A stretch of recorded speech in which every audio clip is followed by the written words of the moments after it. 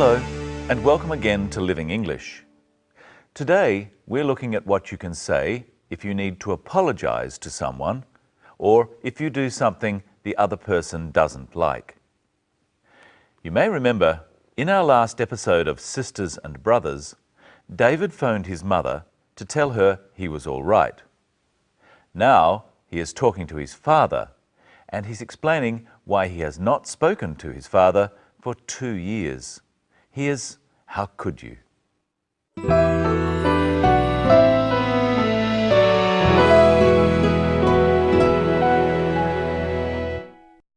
Hello, Dad?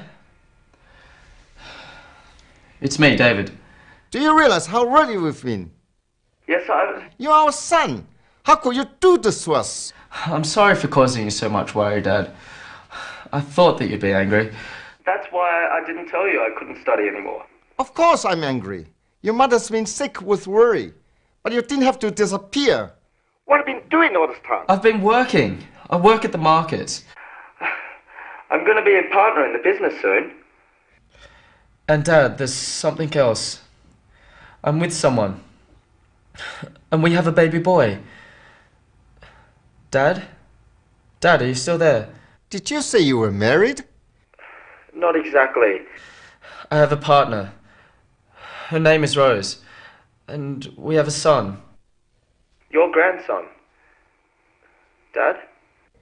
I'm here, David. There's too much to think about. I want you to come home. But No buts. You need to come home. Bring her.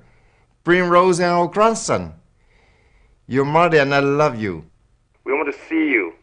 We want to meet your family. Well, David's father was very angry, but perhaps he was right to be angry. David's father asks David some questions which are not really questions. He is telling David how angry and upset he is. Let's look again at these. Hello, Dad? It's me, David. Do you realize how ready we've been? Yes, You're our son. How could you do this to us? David's father, Norman, asks David, "Do you realize or understand how worried we've been?" He doesn't really want David to answer.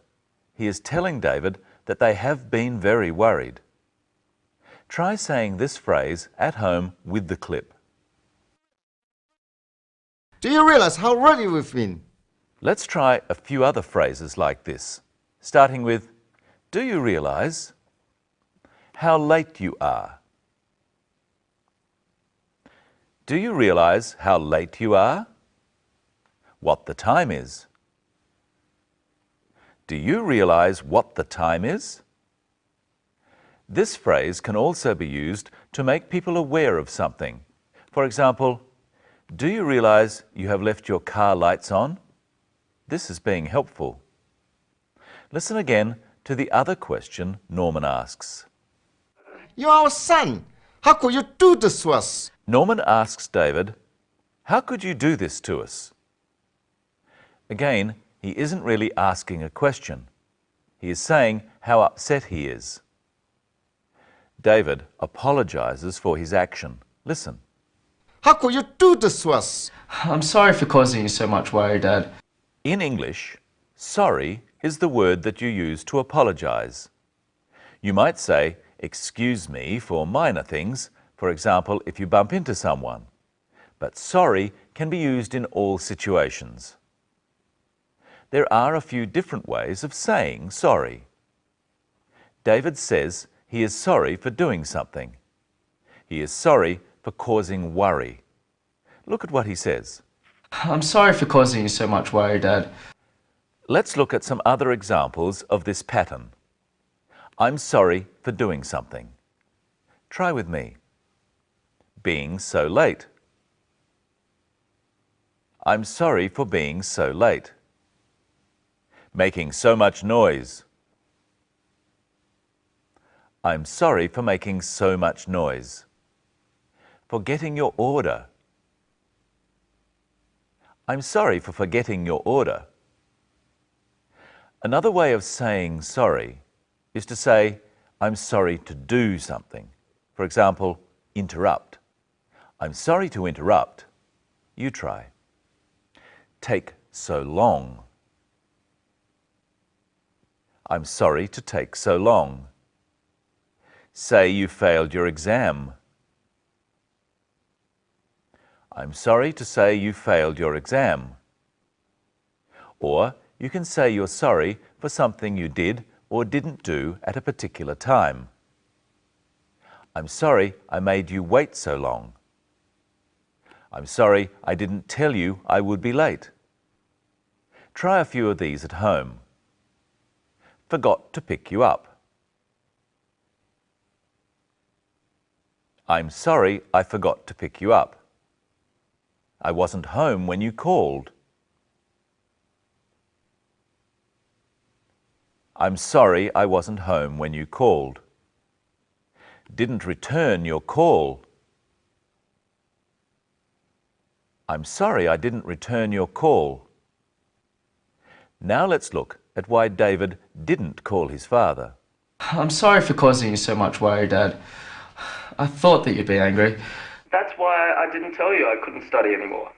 David says, I thought you'd be angry. He is describing something he thought his father would do because he didn't call. Try saying this with David in the clip. I thought that you'd be angry. Try some phrases like this at home using I thought you would. Be upset. I thought you would be upset. Be interested in this book. I thought you would be interested in this book. You can use this to talk about how you think someone will feel about something and to talk about what you think they will do. For example, I thought you would like this film. Try another example. Help me with my homework. I thought you would help me with my homework. You can also use the negative. I thought you wouldn't like this film. Or you can also say, I didn't think you would like this film. I didn't think you were ever going to finish. Michelle, that's a bit rude. Oh, I'm sorry for being so rude. Oh, that's all right. I forgive you. This time. What have you got for us today? Well, first I want you to look at this clip. And Dad, there's something else. I'm with someone. And we have a baby boy. Dad? Dad, are you still there? Did you say you were married? Norman asks, did you say you were married?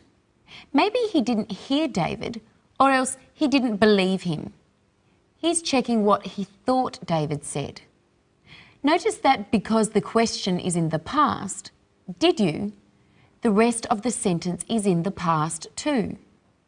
Did you say you were married?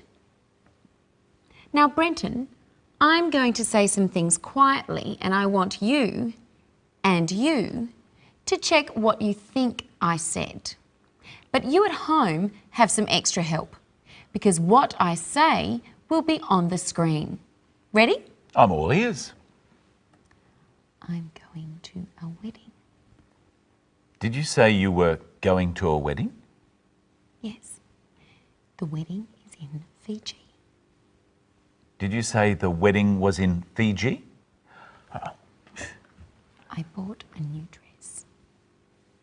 Did you say you thought I'm a mess? No, I bought a new dress. Did you say you bought a new dress? Yes, it's made of silk. Did you say it was made of silk? Yes, you have very good hearing. Did you say I had very good hearing? You can stop now. Did you say I could stop now? Let's look at the clip again and we're going to see what David's father, Norman, wants him to do. There's too much to think about. I want you to come home. But I... No buts. You need to come home. Look carefully at the phrases, I want you to come home and you need to come home. What's the difference between need and want? Well, I want a cup of coffee, but I don't need one. I can do without one. That's right. And in the first example, Norman is telling David what he wants David to do. So he says, I want you to do something, not I want something. So I'm going to tell you what I want and you have to do it. But you only do it if I say I want you to. All right? All right. And you can help me at home by making up sentences with I want you to. Stand up.